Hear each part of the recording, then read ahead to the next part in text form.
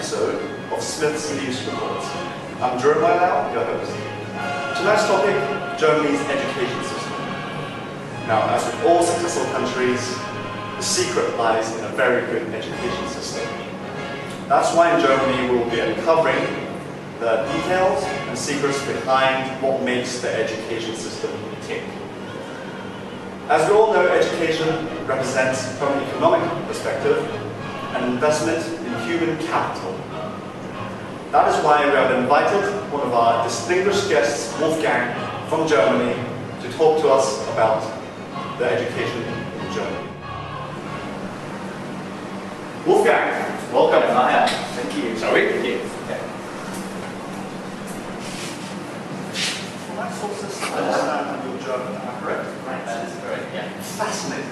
Absolutely fascinating. Now, to our main topic, whereabouts are you from? I was born in Munich, the capital of Bavaria. Munich? Lived there until I was 19 years old. 19 years old? Yeah. Okay, so from that I can deduce that you've studied most of the time in Germany, am I correct? Yeah, that is correct. Right, now, okay, right, Bavaria, very interesting. Now, how's it there? Talk to me about the environment and how people are there in Bavaria. It probably depends on the person you will ask. For me as a Bavarian, I think it's a lovely place. Munich is beautiful. It's one of the wealthiest cities that we have in Germany. It's clean, it's wealthy, it's orderly, good public transport system, good education system. So it's quite efficient there, would you say? Yeah, I would Efficient. say that. Okay. And it also has quite a unique location within Germany. It's very close to the Austrian, Swiss, and the Italian border, so it really doesn't take long to get into the mountains.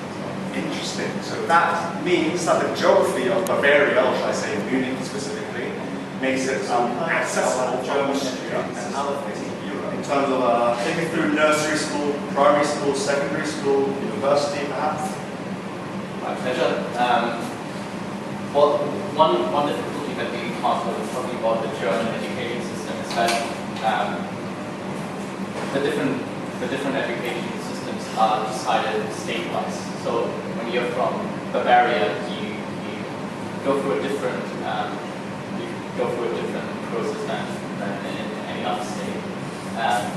So schools compulsory in Germany.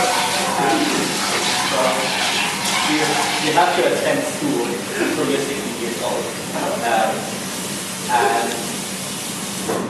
But after that, you're more or less free to drop out of school, even if you don't have. That's interesting. Yeah, even if you didn't graduate. And school generally starts when you're 6 years old. So it is up to the parents if they put you in a nursery to learn something there before, or if they just put you into kindergarten, you play all day. So primary school starts when you're 6 years old. You're 6 years old. Then you attend primary school for 4 years until you're 10, and then you're being split up into 3 different schools. So there's like the lower school, and the middle school, and the high school. So when you're 10 years old, it basically decides your further education career. Okay. And is the university, is there a higher acceptance rate from the transition from high school to university? It depends on the university, and more importantly, it depends on the subject that you want to study. Absolutely. So we have a system, it's called the numerus clausus, Latin for I don't know what. But it's basically like depending on the number of people who are trying to enroll in the previous year, they set the grade that you have to get for that subject. So, for example, for medicine or psychology, the numerus clausus is very high. So you have to be an A student to get into these courses. So it's very elitist. It's very difficult to get into these subjects. It doesn't necessarily have anything to do with the difficulty of that subject, but just with the number of people. How are teachers regarded in Germany in terms of status? That is an excellent question. your Thank closing you. here, Jeremiah. Thank you. I think that actually constitutes one of the major problems that we have in the German education system. That the job in teaching and generally, if you decide to become a teacher, it's a career path that you choose out of convenience, not because It's very interesting. convinced. Yeah. Now, would you say this is due to the fact that the government heavily subsidizes the German education system? It has come to my understanding that Bavaria, the tutoring fee costs roughly 500 euros or something very cheap relative to other countries, for example, As I mentioned before, it's different from state to state. They introduced these fees a couple of years ago, and now the Bavarian Parliament actually decided to drop them again. So it used to be something around something like 500 euros per semester, and now they abandoned the whole thing again. So it's free again, which sort of makes sense because Bavaria is one of the richest states that we have in Germany, and there's a rule like it's called solidarity fund, and Bavaria pays quite a lot into that fund, and other states in Germany benefit from that. And Bavaria was one of the few states that has tuition fees for its universities, and the states that aren't as financially stable as Bavaria actually didn't have any student fees. So there was this feeling of unfairness, and now they dropped it. Okay, now as you can see, the German government invests heavily in the human capital of Germany, which is perhaps suggests why Germany is such a successful country so far. Now, what impact would you say this really rather elitist, competitive, but also quality education has on you as a person in terms of the development of the individual? I'm very grateful for the education that I received. Not only do I think that most of the education that I received is high quality education.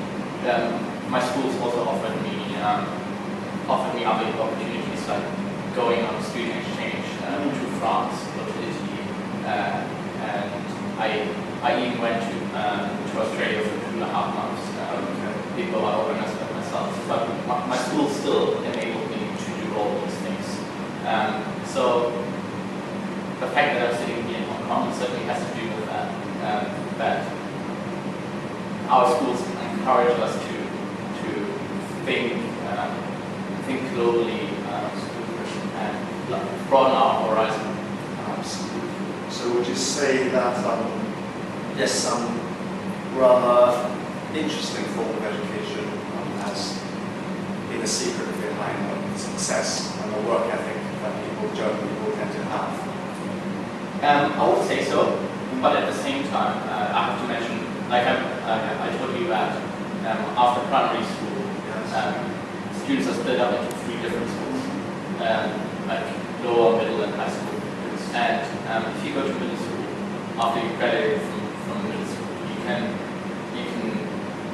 do an apprenticeship, and I definitely believe that this is also a background for German economy. Not everyone has to be an academic to be productive.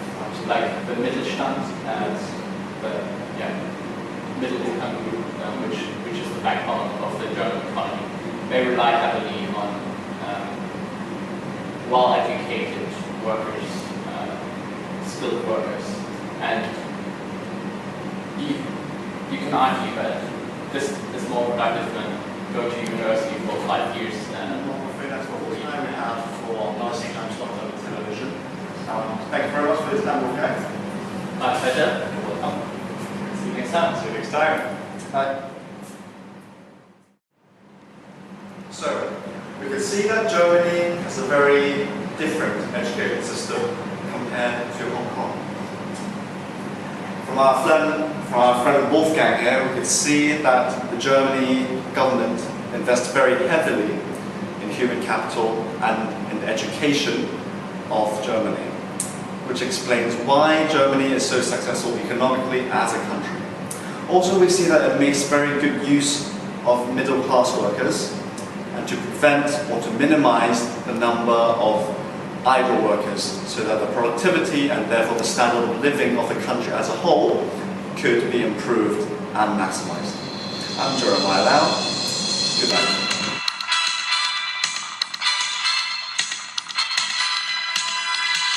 Why? From an economic perspective, from education system, goodness sakes, it's difficult. It's so.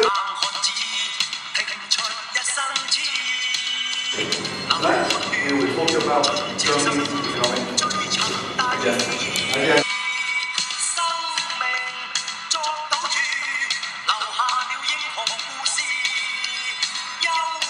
That is why we invited along our distinguished guest tonight, Wolfgang, both from Germany